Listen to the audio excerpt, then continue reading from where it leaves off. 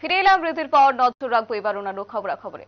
খোয়াই মহিলা থানার উদ্যোগে এবার বিশেষ উদ্যোগ নেওয়া হয়েছে, যেখানে এই থানার উদ্যোগে খোয়াই সরকারি দ্বাদশ শ্রেণী বালিকা বিদ্যালয়ে প্রয়াস কর্মসূচি অনুষ্ঠিত হয়েছে এবং এই ক্ষেত্রে স্কুলের ছাত্র ছাত্রীদের নিয়ে কর্মসূচিতে মহিলা সংক্রান্ত অপরাধের বিভিন্ন বিষয় তুলে ধরা হয়েছে এবং সেক্ষেত্রে এই বিষয় গোটা বিষয় সম্পর্কে আলোচনা সভাও অনুষ্ঠিত হয়েছে এবং এখানে উপস্থিত ছিলেন আইপিএস ঋষভ, খোয়াই মহিলা থানার OC Meena Debbarma, sub inspector Shampa Das সহ অন্যান্যরা।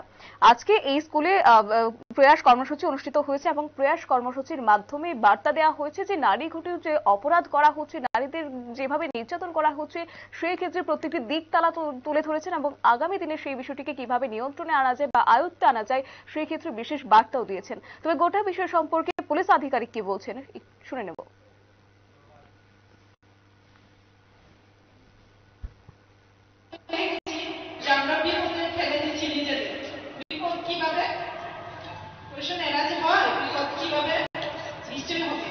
আমরা সবাই জানি যে হোয়াটসঅ্যাপ, ফেসবুক, ইনস্টাগ্রাম অনেকগুলি অ্যাপস থাকে, আমরা এগুলো ইউজ করছি।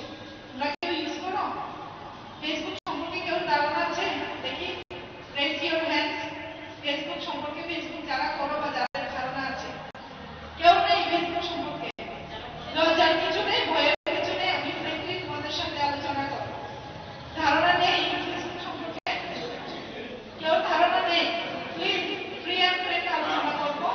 যদি কেউ জানেন ভালো, না জানাও ভালো, আমি বলে দেব। ঠিক আছে? ঠিক আছে, আমরা সবাই ফেসবুক ইউজ করি, জানি।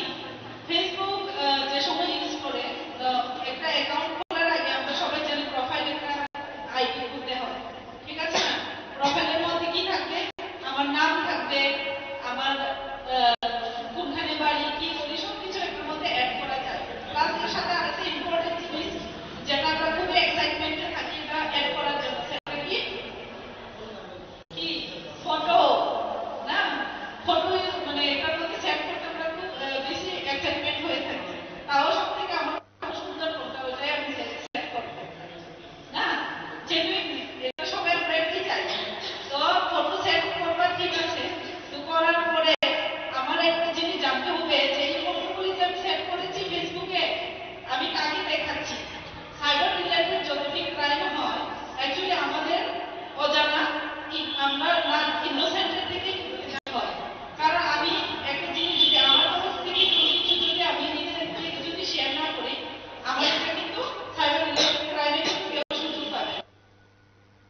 আপনারা শুনলেন পুলিশ আধিকারিক কি বলেছেন। সেক্ষেত্রে কিন্তু স্বাভাবিকভাবে তিনি স্পষ্টভাবে তুলে ধরেছেন যে সোশ্যাল মিডিয়া, এই সোশ্যাল মিডিয়ার যুগে একদিকে যেমন কেউ কেউ তার অপরাধমূলক কাজ সংগঠিত করছে, অন্যদিকে তার ভালো দিকও রয়েছে, সেই সম্বন্ধেও তিনি তুলে ধরেছেন। তবে সেক্ষেত্রে বলা যায় প্রতিনিয়ত সাইবার ক্রাইম বেড়ে চলেছে আর সোশ্যাল মিডিয়ার যুগে এই বিষয়টি কিন্তু প্রতিনিয়তই লক্ষ্য করা যাচ্ছে এবং তারই পরিপ্রেক্ষিতে কিন্তু এবার বিশেষ বার্তা দিয়েছেন ছাত্র ছাত্রীদেরকে, যাতে করে তাদের যেন আগামী ভবিষ্যৎ যেন সুন্দর বা সঠিক পথে চলে, সেই ক্ষেত্রেও কিন্তু একটা বিশেষ গুরুত্বপূর্ণ তিনি বার্তা তুলে ধরেছেন। নিয়ে নিচ্ছে ছোট্ট একটি বিজ্ঞাপন বিরতির সঙ্গে থাকুন।